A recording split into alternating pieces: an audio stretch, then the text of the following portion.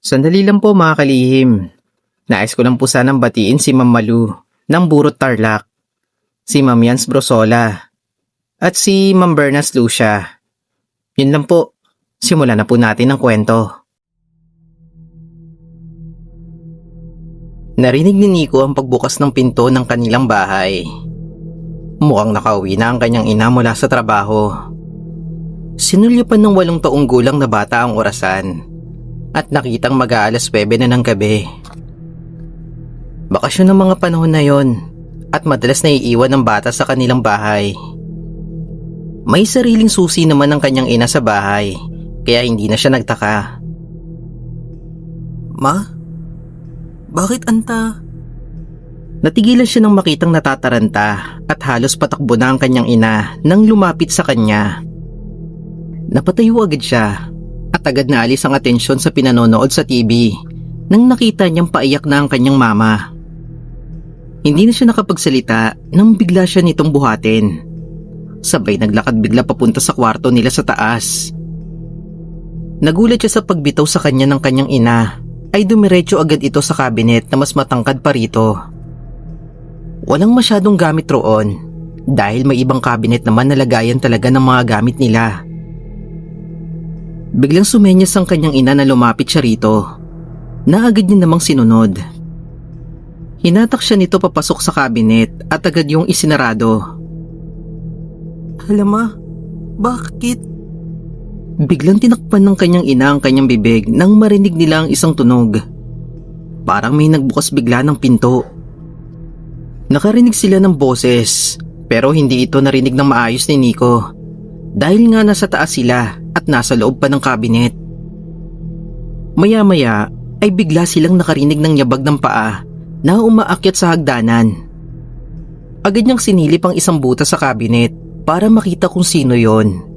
At hindi naman siya pinigilan ng kanyang mama. Subalit nasa bibig niya pa rin ang kamay nito. Bumilis ang tibok ng puso niya nang biglang bumukas ang pinto ng kwartong kinaroroonan nila. Huwag kang sumama sa kanya, anak. Gusto ko lang niyang kunin sa akin. Bulong ng mama niya na ikinakunot ng noo niya. Pero nawala ang takot at pagtataka niya at napalitan ng purong gulat nang makita kung sino ang pumasok sa kwarto. Ang mama niya.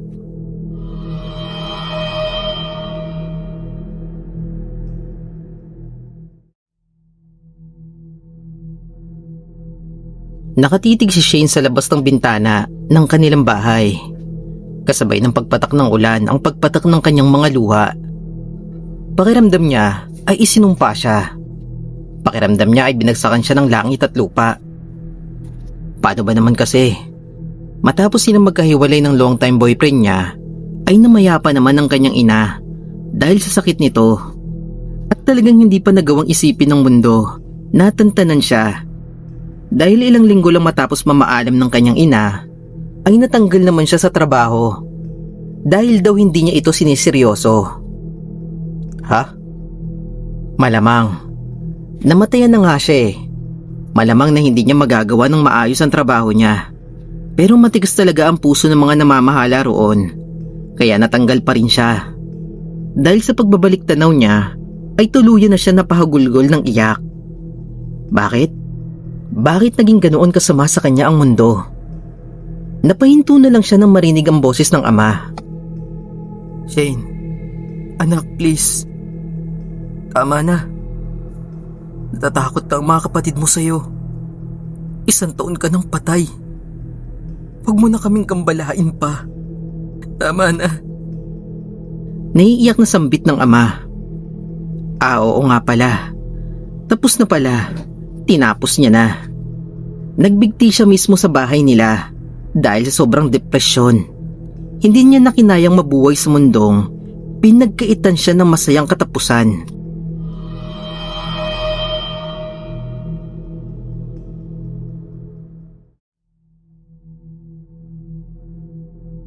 Sigurado ka ba talaga dito? Ha, Ira? Tanong ni Janine sa kaibigan. Magkasama ang magkaibigang Janine, Naya at Ira sa isang abandonadong bahay na tinatawag rin nilang haunted house. Sa totoo lang, ay pinagbawalan talaga sila ng caretaker ng bahay. Ngunit sinuhulan ito ni Ira at nangako ito na sandali lang sila roon. Kaya napapayag rin nila ang caretaker. Habang papasok sila, ay panaytingin lang ang caretaker kay Naya na hindi naman pinansin ng iba. Oo, sure ako. Alam mo ikaw, tuwag ka talaga. Pahirap na wika ni Ira habang inihahanda na ang mga gagamitin sa larong Spirit of the Glass. Tiningnan naman ni Janine si Naya, ngunit tahimik na sumunod rito ito sa gusto ni Ira. Halika na. Hila ni Naya sa kaibigang si Janine nang makitang nakaayos na pwesto nila. Wala na ring nagawa si Janine at sumunod na lang din. Pinaligiran nila ang Ouija board at magkasabay na hinawakan ng baso sa gitna nito. Naunang magsalita si Ira. Okay, may multo ba rito? Ngunit walang tumugon kaya inulit ito ng babae. May multo ba rito? Ngunit wala pa rin. May multo ba rito? Sa pangatlong tawag, ay biglang gumalaw ang baso papuntang yes, kaya agad silang nagkatinginan. Anong pangalan mo? Sunod na tanong ni Ira. Gumalaw ang baso sa letrang Z, sunod ay O, at huli ay I naman. Zoe? Magkasabay na bulong ng tatlo. Patay ka na ba? Biglang tanong ni Janine. Gaga, ano ba tingin mo? Napapailing na sabat ni Naya. Napaawang lang ang labi ni Janine. Oo nga naman. Dito ka ba pinatay? Tanong muli ni Ira. At agad namang gumalong papuntang yes ang baso. Kinilabutan na ang babae, kaya hindi na siya nakatanong pa. Naglakas loob naman si Janine na magtanong. Sino pumatay sa'yo? Nautol pang tanong ni Janine. Nagsimulang gumalaw ang baso papunta sa letrang N. Sunod ay sa A. Sunod naman ay sa Y. At sa panghuli ay bumalik ito sa A. Naya? Magkasabay na bulong ng tatlo at magkasabay na tumitig kay Naya. Oh? Teka, ba't sa akin kayo nakatingin? Maraming Naya sa mundo. Depensa nito sa sarili. Magsasalita na sana si Ira nang may marinig silang kalansing ng parang kadena. Binaliwala lang nila yon at magkasabay nilang ibinaba ang tingin pabalik sa board. Andito ba ngayon yung pumatay sa'yo? Muling tanong ni Janine na halata ang takot sa mga mata. Napabito agad siya. At si Ira sa baso na gumalaw papuntang yes ang baso. Tumitig sa kanila si Naya at saka nagsalita habang nakangisi. O bakit? Agad na tumakbo si Janine sa pintuan na sinundan naman ni Ira, pero tila nakakadena ito mula sa labas dahil bagya itong kumalansing kapag hinihila o itinutulak.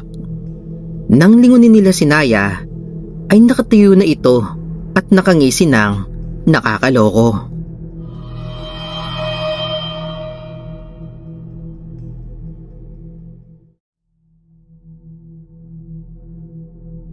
Hingal na tumakbo ngayon si Jacob upang takasan ng umahabol sa kanyang nakabelong itim.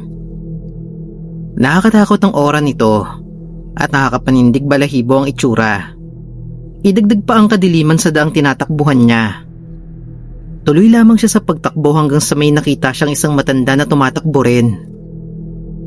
Nang masabayan niya ito, ay sabay silang napahinto ng matanto niyang lola niya yon. Lola? Nasambit niya. Apo, bakit ka narito? Subalit hindi na siya nakatugon pa. Pagkat nakita nila ang nakabelong nilalang, napapalapit sa kanila. Agad siyang hinila ng kanyang lola at sabay silang tumakbo. Subalit dahil mahina na ang katawan ng lola niya, ay napaluhod na lang ito sa pagod. La, halika na la. Subalit, pinabitaw lamang nito sa kanya ang kamay niyang nakakapit sa braso nito. Apo, maabutan niya na tayo. Mauna ka na lang. Ayaw niya pa sanang iwan ng lola. Subalit nakita niyang muli ang nakabelong nilalang na naglalakad papalapit sa kanila. Bago siya muling tumakbo, ay isang mahigpit na yakap agad ang binigay sa kanya ng lola Tsaka nito sinabing umalis na. Umiiyak na lamang niyang sinunod ang lola.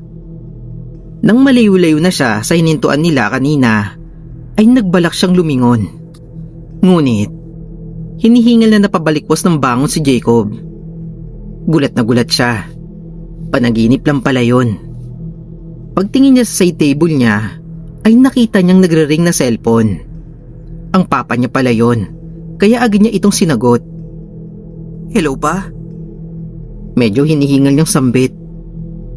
Anak, ang lola mo. Naputo lang sana'y sasabihin ng kanyang ama nang biglang may isang babae nagsalita mula sa kabilang linya. Time of death, 3:33 p.m.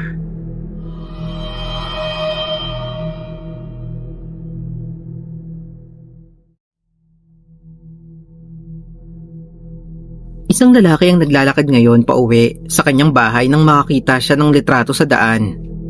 May isang babae roon na nakataas ang hintuturo at gitnang daliri. Mukhang naka-peace sign ito habang nakangiti ng matamis. Hindi niya alam kung bakit. Subalit hindi niya napigilang pulutin yon at iniuwi. Pagka-uwi niya ay pinakatitigan niya ang itsura ng babaeng nasa litrato. Isang kakaibang kilabot ang gumapang sa kanya habang nakatitig siya sa mga mata ng babae. Ngunit agad niyang nabitawan ang litrato nang ang matamis ng ngiti ng babae ay dahan-dahan naging ngisi.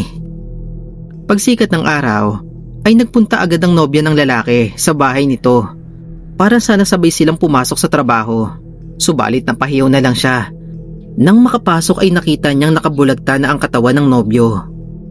Naliligo ito sa sariling dugo, lalo na ang bandang ulo nito. Agad siyang tumawag ng ambulansya habang tumatangis. Matapos noon, ay lalabas na sana siya dahil para na siyang masusuka sa nakikita. Subalit natigilan siya na makita ang isang litrato. May isang babae dito na nakangiti ng matamis.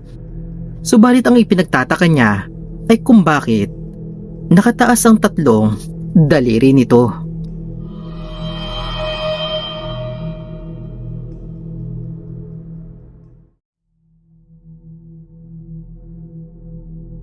Anak, halika nga muna rito. Sigaw ng ama ni Ricky. Opo.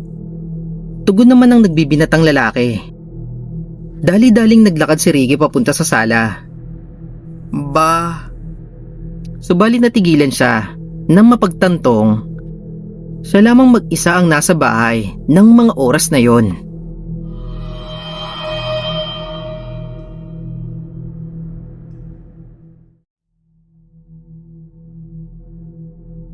Picture tayo, tita. Sambit ni Eric habang hinahatak ang lalaki niyang pinsan patungo sa tita nila nagdadalang tao. Pumesto ang pinsan niya sa kanan ng tita nila at siya naman ay sa kaliwa. Pagtapos nila magpicture ay agad siyang nilapitan ng isa niya pang pinsan na babae. Hoy, di ba bawal magpicture yung tatlo? Sira ulit talaga kayo. Pangaral nito. Ha? Bakit ba? Tsaka ano ka ba? Minsan lang tayo magre-reunion tapos bawal magpicture? Eh kasi di ba, sabi nila magpicture ng tatlo, mapapahamak daw yung nasa gitna. At talagang si tita pa yung pinagitnaan nyo, ha? Bulyaw pa nito. Hindi naman yung totoo. Alam mo ba kung anong taon na ngayon? Hindi na uso yung mga ganyan. Ganti naman ni Eric. Bahala ka. Basta kapag may nangyaring masama kay tita, ikaw talaga sisisihin ko. Pagbabanta nito habang naglalakad palayo. Tumawa na lang si Eric.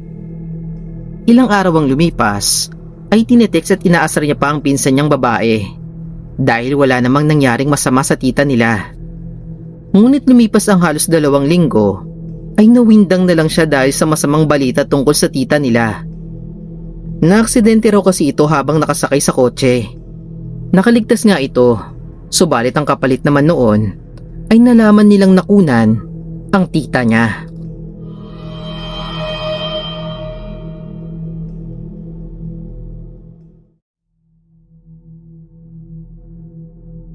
Buboy, dapat pares pa rin tayo ng school pag grade 3 natin sa pasukan, ha? Doon pa rin, ha? walang lilipat. Ani ni Dodong sa kaibigan. Nasa isang playground sila sa mga pagkakataong yon at naglalaro. Oo naman. Magsa-cellphone na lang ako habang buhay pag hindi tayo classmates or kahit schoolmates na lang. Sagot naman ni Boboy. O bakit naman parang malungkot ka? Bunga ni Dodong sa kaibigan isang araw nang magkita sila ulit sa playground. Kasi umalis kahapon si mama. Pupunta daw siya sa Cebu para sa trabaho. Ilang linggo rin siya dun. Tapos iniwan niya pa ako sa tita ko eh. Napakasungit at napakataray pa naman nun. Tapos yung asawa niya lasinggero na nakakatakot pag nalalasing. Matamlay na kwento ni Boboy. Hayaan mo na. Andito naman ako. Laro na lang tayo para hindi ka na malungkot. Pagkatapos ng araw na yon, ay hindi na masyadong nikita ni Dodong ang kaibigan. Nakakalaro pa naman niya ito, pero sandali lang at madalang. Iniisip niya pa nga minsan na baka nakatagpo na ito ng mga bagong kaibigan. Isang linggong lumipas mula nung huling pagkikita nila ni Boboy, ay nagkita silang muli sa playground. At napatangan na lang si Dodong sa nakitang itsura ng kaibigan. Hala, pasa ba yan? Bakit may pasa ka? At saka bakit parang may eye bags ka? Nag-aalalang tanong ni Dodong. Wala yan. Dodong, may pagkain ka ba dyan? Naugutom na ako eh. Pwede pahingi? Samo nito. Oo, may tinapay ako dito. Eto, sa'yo na yan, ubusin mo yan ha. Inabutan niya ang kaibigan ng pandesal na dinala niya mula sa bahay nila. Nagpasalamat naman agad si Boboy rito at inumpisa ng lantakan ng tinapay. Dong, uuwi na ako ha. Baka hinahanap na ako. Tumakas lang kasi ako eh. Tumayo na ito at pinagpagan ng sarili. Tumakas? Bakit ka naman tumakas? Hindi ka ba nila pinapakain kaya gutom na gutom ka? Pag-uusisa ni Dodong. Kung si tita, oo, pinapakain niya ako. Kaso madalas siyang wala sa bahay eh. Kaya kami lang ng asawa niya ang naiiwan. Tapos tira-tira lang yung ibibigay niya sa akin. Lalo na paglasing siya. Pero wag mo ipagsabi to sa iba ha. Baka pag nalaman ni tita mag-away pa sila ni mama. Malungkot na tugon ni Boboy. Sige na dong, uwi na ako. Uwi ka na rin ha. Ingat. Dagdag pa nito bago tumakbo palayo. Pag-uwi ni Boboy, ay agad siyang sinalubong ng asawa ng tita niya. Sa itsura nito, ay mukhang lasing na naman ito. Umalo ng kaba sa puso niya nang makita niyang may hawak itong tubo. Ma, kailan kaya uuwi yung mama ni Boboy? Tanong ni Dodong sa ina habang kumakain sila. Bakit mo naman yan natanong, nak? Kasi mukhang Natigilan siya nang maalala ang pakiusap sa kanya ng kaibigan. Ano yun, nak? Ano po? Mukhang laging malungkot si Boboy. Namimiss siguro niya yung mama niya. Wika niya. 2 araw ang lumipas, habang nasa playground si Dodong, ay nakakita siya ng isang puting paru-paro. Tuwang-tuwa niya pa itong hinahabol. Dinala siya nito sa swing at natigilan siya sa paghabol rito nang makita niyang si Boboy na nakaupo sa isa sa mga swing. Boboy, ang aga mo ngayon ah. Tumakas ka ba ulit? O nakabalik na ang mama mo?